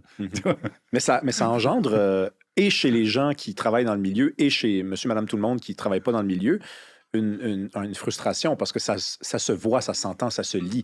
Quand on regarde les panels, certains des panels, il y en a qui sont mieux réussis que d'autres. Là, tu te dis, ben, franchement, ils ont réuni telle personne pour nous parler d'économie et d'un déficit. On le sait que ces deux personnes-là sont à l'extrême gauche ou sont très à gauche. Pour elles, ces deux personnes-là, le déficit, c'est même pas quelque chose qui est inquiétant. C'est pas une notion élémentaire. Ça relève pas des priorités normales d'un individu et d'un gouvernement. Là, à un moment donné, ça devient odieux, là. Ça devient vraiment odieux. Tu as l'impression il passe complètement à côté. Oui, puis un autre élément aussi que moi, en plus, le pire, c'est que je l'ai dit en ondes, que j'étais tout à fait d'accord pour le financement de Radio-Canada. Je l'ai dit en ondes, surtout que je trouvais que c'était injuste, puis ça, je l'ai dit en ondes, que Radio-Canada reçoive le même argent que CBC. Parce que si tu regardes les codes d'écoute, Radio-Canada, en français, avec quoi, 8 millions de francophones au Québec, là, si tu ajoutes, allez, grosso modo, ballpark. On est quoi maintenant au Canada avec Justin Trudeau? 42 millions. Moi, à mon époque, on était 38, alors je ne sais plus, là, mais 42. T'enlèves les 8. Donc, ça veut dire que les codes d'écoute, on a 25 à peu près, 23-25 au Québec, tandis que la CBC en anglais, ils font 2 . Alors, comment ça se fait qu'au bout d'un moment, tu dois te dire, comment ça se fait que, moi, je serais même dire en disant, donner plus d'argent de Radio-Canada, oui, mais en le veillant aux Anglos. Si les Anglos, ils sont pas bons puis ils font 2 de code d'écoute, pourquoi vous leur donnez tant d'argent? Tandis que Radio-Canada, il fait 23 Tu sais quoi? Je serais tout à fait... Et je l'ai dit, moi, je suis tout à fait d'accord. Au bout d'un moment, que Radio-Canada, que CBC Radio-Canada arrête de demander plus d'argent, mais qu'il fasse la meilleure répartition. Parce que si c'est des pas bons à CBC en anglais, ben, je suis désolé, on ne peut pas les subventionner à vie. Mais non, c'est sûr, absolument. C'est quoi le regard que tu portes sur... Parce que maintenant, tu travailles ailleurs. Évidemment, tu travailles à LCN. On peut parfois même t'entendre à Cube. Tu étais de passage chez TT. Oui, on a été... c'était bien agréable. C'est quoi le regard que tu portes sur le discours public? Parce qu'évidemment, on vient de parler de Radio-Canada, c'est plus rigide, c'est plus contrôlé, alors qu'ailleurs, disons, c'est plus éclaté, c'est plus encouragé. Moi, dans ma vie de tous les jours, les gens que je côtoie, les amis, la famille, ils aiment débattre. On se rejoint, on mange, on lève le ton. À la fin, on se fait la bise, on se prend dans nos bras. Il n'y en a pas de chicane. Des chicanes, ça arrive, ça survient des fois. Est-ce que tu n'as pas l'impression que dans certains médias, on encourage un espèce de ton qui n'est pas le ton qui domine dans l'espace public, en fait, dans la vie intime même? Mais même, c'est drôle que tu me dis ça, parce que moi-même, des fois, je parle avec beaucoup d'animation, puis si tu me pèches, je pars sur quelque chose. Mais moi, dès que la petite lumière rouge s'éteint, et des fois, pendant les pauses, mes autres copanélistes, puis là, je parle de toute émission, parce que j'ai été à Belle, j'ai été à plein d'autres émissions, tu sais, ils me disent, Ça va, ça va. Ben, je fais, ouais. Tu sais, c'est comme. Ça a été smooth. Puis après, ils veulent qu'on continue. Puis je suis comme, hey, la lumière rouge n'est pas allumée. Là. Ça veut dire, on est là pour débattre en ondes. C'est ça le boulot. Ça veut dire, on est là pour défendre ton point de vue. Puis moi, pour moi, la communication, pour moi, on ne peut pas dire qu'on est authentique en communication si on ne montre pas nos passions. Donc, pour moi, si ça ne vient pas de chercher ce sujet-là, quand tu parles de quelque chose, c'est difficile après. Tu sais, la communication non verbale, elle est aussi importante que la communication verbale. Donc, c'est pour ça que des fois, si quelqu'un te dit un point, mais oui, monsieur, je comprends votre point de vue, mais non, mais je voudrais amener. Non, tu sais, dis-le que tu n'es pas d'accord. Ben oui. Dis-le que c'est pas On perd vrai. du temps, Mais sinon. c'est ça. Tu n'es pas là pour faire 4 trucs. Tu sais, puis c'est pour ça. Puis, tu sais, même, moi, je me souviens d'une fois. Puis ça par rapport à. Il y a 2 sujets, je veux dire. Ça par rapport à Radio-Canada, mais Paul Saint-Pierre Plamondon fait une sortie contre les woke. Bon, c'est ça le sujet. J'ai envie d'en parler. C'est ça le sujet. Il vient de le dire. Puis j'ai-tu le droit, moi aussi, de dire qu'il a raison? Qu'il y a des woke, puis ci, puis ça? Non, non, non, faut pas faire attention. Un chef politique a lancé le débat. On va le faire, le débat. Ben oui, c'est un sujet, là. Oui, et à l'inverse, il y a des fois des trucs où c'est pas le débat, mais il faut qu'on en parle. L'environnement. C'est pas le débat aujourd'hui. Il n'y a aucune nouvelle sur l'environnement aujourd'hui. Mais attends, il faut qu'on parle de la taxe sur le carbone. Mais il n'y a rien. Il n'y a rien. Il n'y a même pas un projet de pipeline aujourd'hui. Il n'y a rien. Mais c'est comme, des fois, tu es comme, OK, mais c'est du militantisme, votre affaire. Ben, d'ailleurs, tu avais porté mon attention vers un texte que je n'avais pas vu passer en 2022 où Radio-Canada annonçait qu'ils allaient se mêler de tout. Là. Enfin, ils allaient mettre l'environnement dans tout le traitement de toutes leurs informations. C'est en ligne, ce texte-là. Oui, oui. Écoute, c'est drôle que tu me parles de ça parce que il y a 2 semaines où je suis allé à la Fédération des journalistes du Québec. Je ne suis pas journaliste, j'étais invité comme panéliste. Bon. Et la directrice de l'information de Radio-Canada était là. Puis je m'étais souvenu que quand, à cette époque-là, en 2022, Ouais. elle avait envoyé une lettre ouverte qu'on avait tous reçue aussi, copie, en disant, moi, directrice de l'information, je pense avec quelqu'un d'autre, on a décidé que, à cause de la crise climatique, puis il y avait d'autres sujets aussi, là, je me souviens plus autochtone, on va décider que, dans tout, maintenant, économie, politique, municipale, you name it, il faut qu'il y ait un volet environnemental. Donc après, c'est comme si après, maintenant, on faisait des panels, puis il fallait qu'on check la box. Il faut qu'on mette un petit crochet. Est-ce qu'on a parlé 3 fois d'environnement cette semaine? Mais c'est pas le sujet. Non, non, non, il faut qu'on parle d'environnement. La taxe sur le carbone. C'est comme c'est bien la taxe sur le carbone. C'est bien la taxe sur le carbone. Non, c'est pas bien la taxe sur le carbone. C'est tellement pas bien que même Justin Trudeau qui l'a instauré, il l'a enlevé. Alors arrêtez, j'ai comme envie de leur dire, vous avez nui à votre propre cause. Vous vouliez parler d'environnement. Vous l'avez tellement mis dans la gorge des gens, l'environnement, puis que la taxe sur le carbone, c'est la meilleure chose après le pain tranché, puis qu'il faut que vous payiez plus cher, que le gars qui l'a instauré libéral, ben, il l'a suspendu. Ben oui. Puis Ben le oui. gars que les autres ont voté pour, ben, lui aussi, il l'a suspendu. Alors, j'ai comme envie de dire, vous avez fait du militantisme sur l'environnement, puis c'est quoi? Vous avez nuit à votre cause. Ben oui. Puis ça, tu sais quoi? Je l'ai dit à Luce Julien elle-même, donc je ne me cache pas. Je vais poser une question en disant, vous avez fait du militantisme, à mon avis. Tu sais quoi? Le même militantisme que quand la présidente de Radio-Canada, la chairman, a dit les journalistes devaient aller manifester pour la journée de la réconciliation. Puis ça aussi, je l'ai dit en ondes, que c'était inacceptable. Wow. J'ai posé la question à Jonathan Durand-Folco, qui a écrit un livre sur le fascisme tranquille il y a quelques jours. Moi, je ne suis pas Mathieu Bock-Côté. Intellectuellement, là, moi... Non, mais c'est parce que c'est quelqu'un à gauche. Okay, c'est quelqu'un à gauche. Okay. Je vais te poser la même question que je lui ai posée, parce que pour moi, ça relève du bien, la question du bien. C'est-à-dire, il y a des gens qui vont nous écouter, Rodolphe, puis qui vont dire, mais c'est quoi votre problème avec le fait qu'on parle d'environnement? Et là, on va leur dire, réécoutez ce que Rodolphe vient de dire. Je pense pas qu'il y a un problème avec l'environnement. Il se pose des questions, par contre, sur la pertinence d'en parler à tout bout de champ. Peut-être que ça noie, premièrement, le poisson. Peut-être que ça emmerde le monde. Puis, deuxièmement, quand ça se prête pas à ça, ça se prête pas à ça. Tu peux pas faire rentrer un triangle dans un rectangle. Hein? On a vu dans Elvis Gratton. Donc, si tu essaies de forcer la chose, tu n'obtiens pas l'effet que tu souhaites. Et c'est toujours la question du bien. C'est-à-dire qu'on nous dit, mais c'est mal d'être contre l'environnement, c'est bien d'être pour. Donc, mais la question du bien, elle est empoisonnée ou presque, parce que elle nous empêche de parler librement. Elle nous empêche de traiter des sujets dont on veut parler. Parce que le bien, l'inclusion, la question autochtone, l'environnement, ça se présente sous une robe resplendissante et tu ne peux pas parler contre ça. Ben écoute, regarde, moi j'ai comme l'impression, tu sais quoi, j'ai une voiture électrique, OK? J'ai acheté une voiture électrique parce que j'ai fait trop de kilomètres entre North Atlee et Montréal. Puis je me suis dit, OK, je vais acheter une voiture électrique. Mais j'ai-tu le droit de bitcher aussi sur ma voiture électrique? J'ai-tu le droit de dire que les bornes, il n'y en a pas à toutes les choses, puis c'est compliqué, puis des fois, puis même, tu sais, au bout d'un moment, je veux bien en parler, mais j'ai pas besoin d'en parler non plus tous les jours. J'ai pas besoin d'avoir le moment éco-anxieux de la journée. Tu sais, des fois, là, aujourd'hui au Québec, ben, c'est ça la grosse nouvelle. Donc, quand on arrive à la fin de la semaine, on n'a pas besoin de dire ouh là là, à cause que, je sais pas, à cause que. S'il y a un gros scandale, ben on parle du gros scandale. Comment ça se fait? On parle de l'actualité du jour et non pas de se dire oh, attends, aujourd'hui, on va s'assurer qu'on a mis autant de femmes que d'hommes, autant de ci que de ça, puis après, OK, mais est-ce qu'on a pris les bonnes personnes? Est-ce qu'on a privilégié la compétence? Au lieu de se dire, OK, non, non, non, si on regarde la télé, là, aujourd'hui, on a coché toutes les cases. Puis, après, on ne doit pas se poser la question, est-ce qu'on a toqué l'arrière de tous les sujets ou est-ce qu'on a parlé de l'actualité du jour? Puis c'est ça que je pense que les médias doivent se poser comme question à tous les jours. Puis surtout, puis ça, j'ai fait un message public. Moi, j'avais prédit, pardon, que Trump allait gagner. Parce que dans mon analyse à moi, Vers quelle période, là? quelques jours avant, OK. on me l'a demandé en ondes. OK. C'était pas quelque chose que j'avais prévu, mais ils nous ont demandé en ondes de faire une prédiction. OK. Puis je l'ai dit. J'ai dit, Trump, il va gagner. Pourquoi? Parce que Trump, il parle d'économie. Trump, il parle au vrai monde. Puis les gens, ils ont l'impression qu'il va se battre pour lui. Moi, j'ai dit, c'est ça que j'ai comme la perception de Trump. Kamala Harris, je sais pas ce qu'elle veut, parle pas au monde. J'ai dit, il va gagner. Puis c'était non. Puis ensuite, tout le monde est tombé des nues que Trump a gagné. Puis après, c'est comme, mais c'est normal. Si vous amenez que des panélistes ou des invités ou des experts ou des choses qu'ils aiment déjà pas le gars pour commencer et qu'ils n'arrivent pas à juste regarder les indicateurs, là, bien c'est sûr.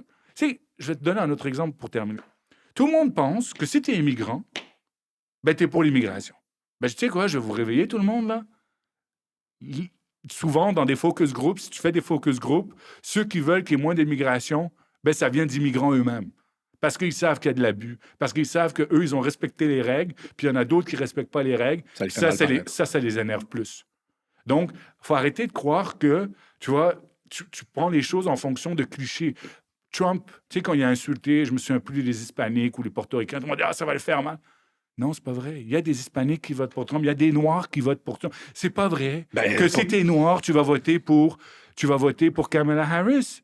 Comme au Québec, tu sais, c'est comme, il faut arrêter de croire que parce qu'il y a ci, il y a ça. Non, on vote en fonction de la meilleure personne. Ben, on a essentialisé le politique. Oui. C'est ça le mot. On essentialise une femme, ça pense comme ça. Une femme, ça défend ces positions-là. Un immigrant, ça fait ça. Oui, c'est ça. On a mis des cases. Oui. Et en plus, mais c'est parti du bien. C'est parti de bonnes intentions. Oui. Je suis sûr que les gens qui font ça et qui continuent de le faire et qui vont continuer de le faire, ils font ça en pensant qu'ils font le bien. Mais ce qu'ils ne réalisent pas, c'est qu'ils enlèvent à chacun des individus qui composent cette case-là la possibilité de penser en dehors de la case, d'être finalement libre de croire, libre de penser des choses. Tu te dis, moi j'ai déjà entendu en ondes quelqu'un me dire que les Noirs qui... Parce que Joe Biden avait dit, si vous êtes un Noir, vous ne pouvez pas voter pour Trump. Il avait dit ça. Oui. Et moi, j'avais trouvé ça raciste. Je sais pas, me semble que ça rentre parfaitement dans la définition de ce que c'est que le racisme. Et la personne m'avait répondu, et elle travaille maintenant à Radio-Canada, cette personne-là. Elle m'avait dit, non, mais il a raison. Parce qu'ils ne savent pas, en fait, avec l'esclavage, avec la souffrance du peuple noir aux États-Unis, ils ne savent pas ce qui est bon pour eux. Et j'ai dit, mais tu réalises-tu que si je disais ça de mon point de vue, puisque moi, je suis classé à droite, moi, je serais, mais dans la chenoute, là. Ah, écoute, si c'était 2h30, on va parler du double standard. Ça veut dire, si quelqu'un de gauche dit quelque chose, c'est normal, c'est bien vu, même si ça fait aucun sens, comme dire on va fermer les prisons. Mais si moi, quelqu'un de droite, parce que je suis identifié à droite, je dis que je suis désolé, mais quand tu es condamné pour 20 ans, tu fais 20 ans, puis tu sors pas après 4 ans pour bonne conduite et je sais pas quoi, et parce qu'on a additionné 3 jours, parce que ci, puis ça. Non, et que je suis quelqu'un de fasciste. C'est ça. Moi, nous, les conservateurs, par exemple, je dis nous, mais la justice, on veut qu'elle soit applicable. On veut pas... Oui, on veut après que les gens soient réhabilités, bien sûr. Mais on peut-tu avoir la sanction d'abord? Avant de parler de la réhabilitation, on va parler de la sanction. Non, non, non, il faut parler du contexte, puis ci, puis ça, puis qu'est-ce que tu as... Écoute, il l'a fait ou il l'a pas fait? OK, il l'a fait. OK.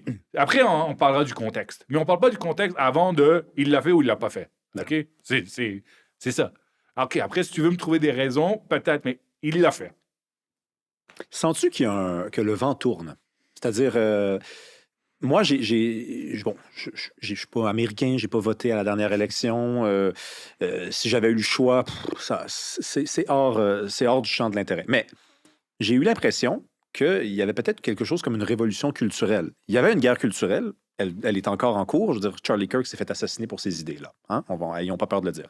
Euh, et Trump est arrivé et on s'est mis à certaines personnes à se dire peut-être que le wokisme va descendre d'un niveau, peut-être que les jeunes vont se mettre à triper sur les idées conservatrices. Ouais. Évidemment, ça va être récupéré par certaines personnes. On va regarder les mâles alpha, on va regarder les tradwives, puis on va passer au travers de... On va essayer de faire en sorte qu'on ne regarde pas qu'il y a aussi du monde qui sont juste conservateurs et qui sont tout à fait capables de vivre avec les codes de la modernité.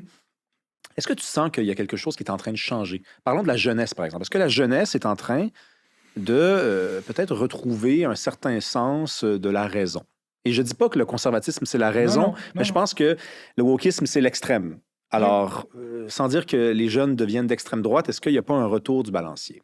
Je pense que oui. Je pense que ton terme est exact. Quand on va trop d'un côté, ben, la société, après, il y a un retrait, il y a un rééquilibrage du balancier. Je pense que c'est ça. Et surtout, revient sur It's the economy stupid. C'est bien beau de parler de plein de sujets sociologiques, philosophiques et tout ça. Mais quand tu n'arrives plus à payer la livre de beurre, puis quand tu n'arriveras plus à être propriétaire, puis surtout, quand tu n'as plus l'espérance que ta vie sera mieux que celle de tes parents et que toi, tu pourras donner plus à tes enfants que tu as reçu, là, c'est là que tout le modèle pète. Parce qu'à la base, c'est un peu ça. Pour beaucoup de gens, ils voient leurs parents, ils voient leur qualité qu'ils ont eu de vie. Oui, ils l'ont eu difficile, mais ils ont réussi. Puis toi, tu te regardes, puis tu te dis, est-ce que moi, je vais réussir? Puis surtout, est-ce que je vais réussir à donner? Puis quand tu regardes les données économiques, ben, c'est sûr que ça te fait un sérieux rappel à l'ordre. Et c'est pour ça que je dis, à la fois, les jeunes, je crois qu'ils sont beaucoup plus, la nouvelle génération ou une certaine génération, je crois qu'ils sont beaucoup plus pragmatiques. Parce qu'ils se sont dit, OK, là, c'est comme, peux-tu régler la crise du logement? Là? C'est comme, puis c'est ça. Donc, je pense que c'est ça.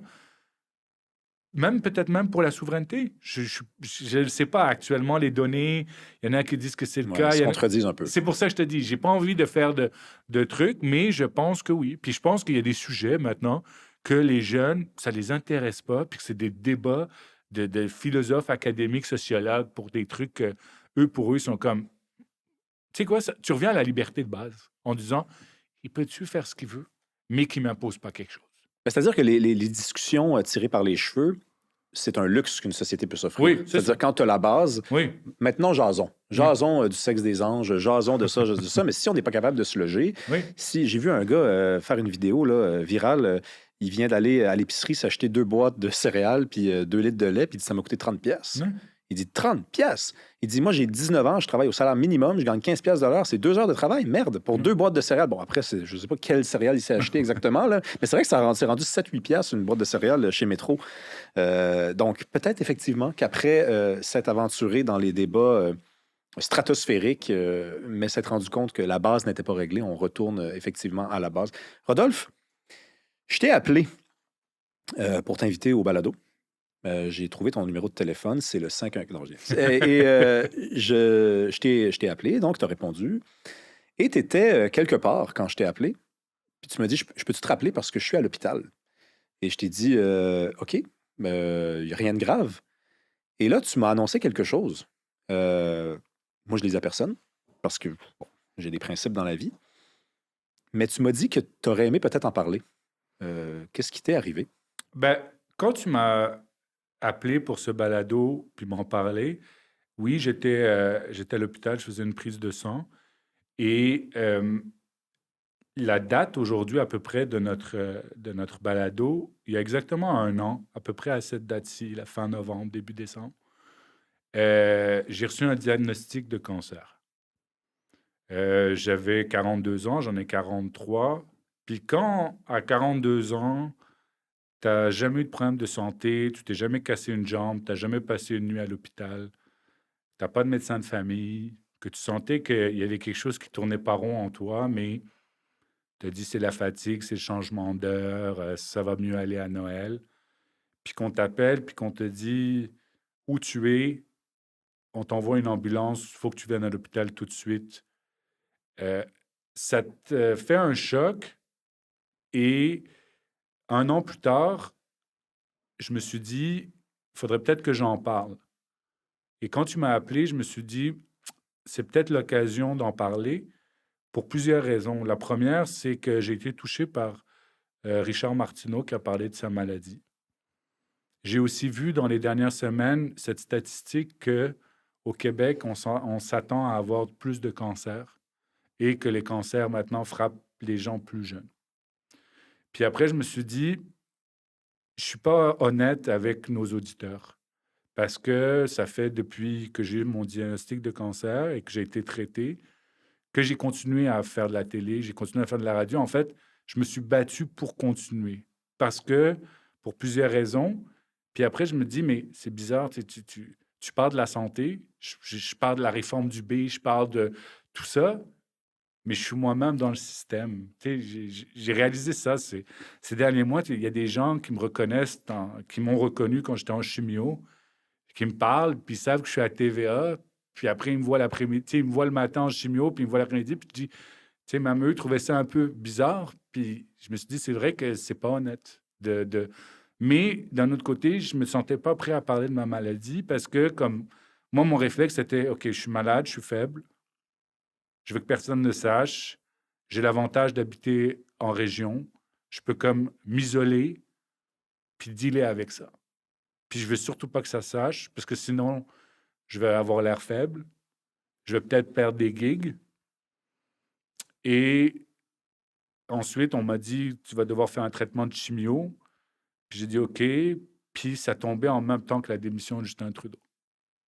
Puis moi, j'ai comme dit, non, non, vous comprenez pas, là. Puis je parlais avec mon oncologue, qui est très gentil, puis je dis, vous me laissez pas faire des médias pour la démission de Justin Trudeau, ça fait 9 ans que j'attends qu'il parte, je fais pas le traitement.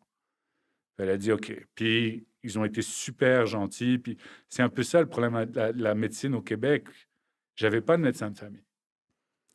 J'avais des symptômes. J'ai appelé le 811 ou là, etc. J'ai décrit mes symptômes.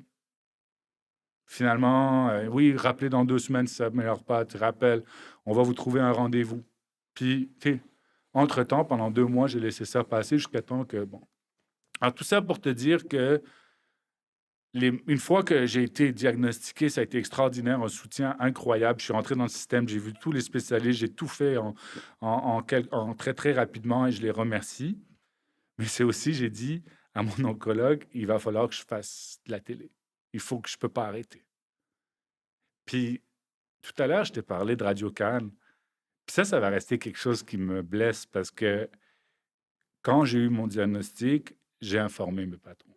Parce que je me dis, je n'avais aucune obligation, mais j'avais besoin de leur dire. En termes de, j'ai besoin de m'excuser des fois, ou j'ai besoin que vous soyez plus flexible pour certaines entrevues.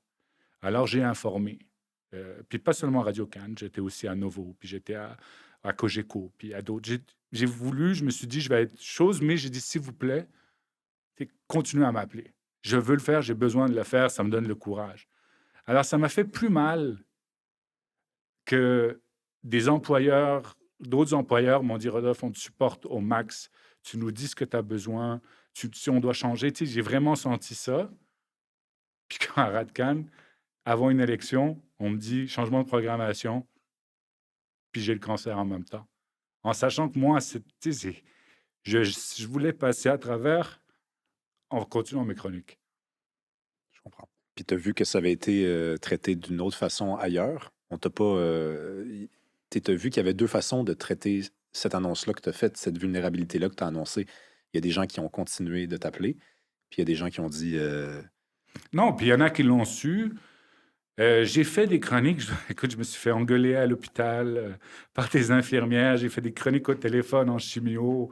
L'avantage de ma condition, c'était que des fois, je devais être isolé pour pas qu'il y ait de la contamination. Donc, des fois, j'avais l'avantage d'être soit dans une chambre tout seul ou d'être dans une pièce fermée lorsque je faisais certains traitements pour pas être contaminé. Puis, j'ai fait des chroniques, mais moi, c'est ça qui me... C'est ça que je me suis dit. Puis, Tu te sens en vie quand tu fais oui, ça. ben oui, tu te sens en vie parce que tu te dis, OK, c'est pas vrai, là. Ça te frappe parce que tu as 42 ans, puis tout ça. Mais en même temps, la politique, pour certaines, c'est notre sport. Donc, maintenant, je vais très bien. Je vais mieux, je veux dire. J'en ai pas parlé avant. Je savais pas comment le dire. Puis je me suis dit, peut-être que là, c'est le moment parce que j'ai aussi un message pour les autres. Ça aide aussi d'en parler. C'est un poids. Puis, même des amis m'ont dit, Rodolphe, tu l'as mal géré. Pourquoi tu ne nous l'as pas dit? On voulait t'aider et tout ça, mais chacun gère à sa façon. Ben oui. Mais puis les gars, on rate souvent notre coup sur des affaires de même. On dirait qu'on n'est pas vraiment entraîné. Puis t'as pas l'air d'un gars très orgueilleux ou très, très macho. T'as pas l'air de ça. T'as l'air d'un gars quand même capable d'être vulnérable. Oui, oui, puis il y a aussi ta famille, tu veux pas non plus... Ben c'est ça. C'est tu sais, plus ça moi, qui se passe en oui, fait. oui, moi, bon, tu sais, mon père est plus âgé, je voulais pas qu'il se fasse du souci. J'étais bien pris en charge, ça, je veux le dire, j'ai été extrêmement bien pris en charge. Ils ont même fait que, tu sais, la chimie, j'ai fait des trucs de chimio entre Noël et Nouvel An, juste parce que c'était ma période où je savais que j'avais pas de chronique, etc. Donc, ils étaient très, très gentils. Mais d'un autre côté, je me souviens, quand j'ai terminé au moins les traitements de chimio, tu sais, on m'a dit, tu veux sonner la cloche? Puis j'ai comme dit non, tu sais, je sais pas, j'ai cette pudeur de pas dire, OK, je vais sonner la cloche, Mhm, puis je vais te mhm. dire, tu sais, je sais pas, chacun gère. Moi, je l'ai mal géré. Si vous avez des symptômes, allez-y. Puis si vous êtes malade, c'est pas mauvais de le dire que vous avez une faiblesse, puis de dealer avec. Je veux qu'on termine, si c'est possible, Oui, sur une oui, note, oui, note oui, plus gentil, positive. oui. Ben, J'en ai jamais parlé, c'est pour ça que je te mais dis, je j'en ai parlé suis. à quelques personnes proches, mais là, je me suis dit, il faut Ben que je le oui. dise, surtout parce que Richard Martineau, j'ai vu comment il l'a fait, puis c'est pas du tout la même condition. Moi, c'est beaucoup plus mineur. Et j'ai vu cette statistique qui m'a dit, OK, je suis pas le seul dans ce cas-ci, là. Mais c'est quoi que tu as exactement? J'ai une forme de leucémie OK. où, écoute, j'étais low batterie, là. J'avais plus de... quand on m'a appelé, j'avais plus de globules rouges presque. Je pouvais m'évanouir n'importe quand. J'avais plus de globules rouges. J'avais des ganglions, etc., partout. Et une sorte de leucémie chronique, mais que maintenant, ils sont en train de gérer. Et que c'est passé. Mais tu sais, je me disais juste, t'es juste fatigué. Mais en fait, non, j'avais juste plus de jus. Merci d'être venu nous Merci. parler, mon vieux. J'espère que tu t'es Non, senti non, non, à bien, mais on l'aise va de. finir sur quelque chose de plus positif. Ben, en fait, oui, j'aimerais ça savoir si tu vas mieux. Tu as dit oui, ça va un peu mieux, Oui, mais oui, est-ce ça que va c'est. mieux, oui, ça va mieux. Ça Comme... va mieux, ça va bien. Maintenant, je gère. Puis juste là, le fait que je suis plus honnête avec tout le monde, tu sais, je peux parler de la santé, je sais comment ça fonctionne maintenant. Puis, ça... C'est puis moi, ce qu'on me c'est pour ça que je rapporte. dis, c'est des fois, t'es comme, je me souviens, puis je vais faire la blague, tu sais, on parlait des fameuses capsules de couleurs. Tu sais, Oui, bleu, oui, oui, vert, oui, oui, rouge. oui, oui, oui. Puis j'étais en onde avec Paul Larocque. Et Paul Larocque me dit en onde, toi, Rodolphe, t'es un vert, tu es en bonne condition, un grand gaillard comme ça. Puis je fais, oui, Paul, oui, mais non, tu sais, je suis rouge, je suis Ben oui. clientèle, ce que tu veux, là, vulnérable, comme dirait chose. Alors c'est pour ça que je te dis. Puis après, Paul Larocque l'a su, puis il m'a dit, je suis désolé. Mais j'ai dit, oui, je sais que t'es des choses. Puis j'ai dit, t'as bien fait. T'as Ouais. bien fait, parce que comme ça, il n'y a pas de doute, tu vois. Je voulais comme, non, non, tout va bien, j'ai des choses. Le plus drôle, c'est les maquilleuses qui m'avaient dit. Parce qu'on se fait maquiller. Et je veux saluer les maquilleuses de Radio-Canada que j'aime beaucoup. Parce qu'ils me disaient au mois de septembre, au mois d'octobre, ils me disaient, Rodolphe, on te met de plus en plus de maquillage, tu es de plus en plus blanc. Et tout ça. Alors, tu sais, j'étais comme, OK, elle me dit, est-ce que tu vas bien et tout ça? Puis je dis, ouais, ouais. Ça, c'est avant que tu saches? Oui, avant que je Wow! sache. Puis elle avait vu que j'étais beaucoup plus blanc, que on me montait le teint en ondes, mais en fait, c'est parce que j'étais déjà malade et tout ça. Donc, c'est pour ça que je te dis, des fois, tu as des petits symptômes. Ben, je salue, j'aurais dû plus écouter C'est les incroyable, ça. maquilleuses de Non, Radio-Canada mais. qui avaient vu que j'avais quelque chose, mais j'avais pas le bon temps. Mais c'est incroyable, ça. Bon, déjà, qu'une femme ait cette sensibilité-là, ça ne m'épate plus. À chaque fois, ça me touche, puis ça me convainc dans tout l'amour que je leur voue. Mais des maquilleuses, j'avais jamais... Tu sais, on dit souvent les infirmières ont une intelligence profonde, elles comprennent l'âme humaine, les maquilleuses. Eh Oui, bien, non, c'est les merveilleux. maquilleuses. La plus belle note, je pense, sur laquelle on peut terminer, si on veut que ce soit positif, restons juste sur ce qui t'est arrivé. Moi, mon père aussi a appris Oui, cette oui, année ben oui, qu'il avait le il a dû faire cancer. une campagne électorale. Ouais, il a dû faire une campagne électorale malade. Oui. Ça a été une très dure année pour lui. Comme Jacques Gourde aussi, comme Exactement. Luc Berthold. Exactement. Oui, Moi, ce qu'il m'a dit, mon père, oui. il me dit à Ottawa, il y a beaucoup de gens qui sont malades. Il y a beaucoup de gens qui sont malades puis qui continuent. Puis, tu sais, les langues sales diraient ils font ça parce qu'ils veulent garder le salaire. Non, ils aiment ce qu'ils font. Ils aiment ce qu'ils font, puis ils ont pris un engagement auprès de la population qui les a élus. Je veux qu'on parle du système de santé parce que le système de santé, Rodolphe, il passe un mauvais quart d'heure. On ne fait que critiquer les médecins. Moi, j'ai eu Gaëtan Barrette au tout début de l'aventure du balado, qui est quand même un médecin de formation, ancien ministre, puis il m'a dit, tu sais, Rémi, c'est tellement simple. Le système de santé québécois, quand il te prend en charge, c'est le meilleur au monde. Le problème, c'est être pris en charge. 1000%. Parce que moi, mon problème était, entre autres, j'étais à Ottawa, j'ai déménagé au Québec, j'avais pas de médecin, je me suis inscrit, j'ai joué par les règles. Je me suis inscrit pour être sur la liste des médecins de famille. Puis ensuite, j'avais des symptômes. Puis bon, mais tu sais, tu as des symptômes. Tu sais, le plus gros symptôme que j'avais, c'est que j'avais plus d'énergie, mais j'étais low batterie. Mais appelle au téléphone une infirmière, puis dis-lui, ben écoute, je suis fatigué, j'ai plus de batterie, là, je suis fatigué. Ben, elle dit oui, ben reposez-vous, puis dans 2 semaines, revenez. C'est ça. Puis finalement, puis après, tu vas voir un médecin, puis tu vois le médecin, puis le médecin, c'était quand même une condition particulière, donc elle va dire, bon, on va te faire les tests et tout, mais tu sais, fais pas les tests tout de suite, il faut que tu ailles reprendre un rendez-vous sur Clic Santé, puis tout ça, puis tu joues la game, puis le prochain rendez-vous, c'est dans 4 jours, puis ou sinon, il faut que tu attendes 3 heures au truc sans rendez-vous. Puis tu sais, le problème, c'est que je suis pas allé aux urgences, la vérité. Parce que je le savais que si je vais aux urgences, ils vont me dire le gars il est fatigué. Tu sais, j'allais peut-être pas être le cas prioritaire, malgré le fait qu'ils m'ont appelé un jour et ils m'ont dit si tu ne vas pas aux urgences tout de suite, là, tu vas t'évanouir. Mais j'ai eu le mauvais réflexe à cause de cette mauvaise image du système de santé que tu sais que si tu vas finir Tu aux vas perdre ton urgences, temps. tu sais, je ne vais pas y aller à 8 heures le soir pour passer à 3 heures du matin. Là, c'est ça le problème. Donc, on a un problème aussi de perception. Mais le problème, puis ça, une fois, je l'ai dit en ondes, j'ai dit, oui, mais arrêtez de dire aux gens de ne pas aller aux urgences. Moi, j'aurais dû aller aux urgences.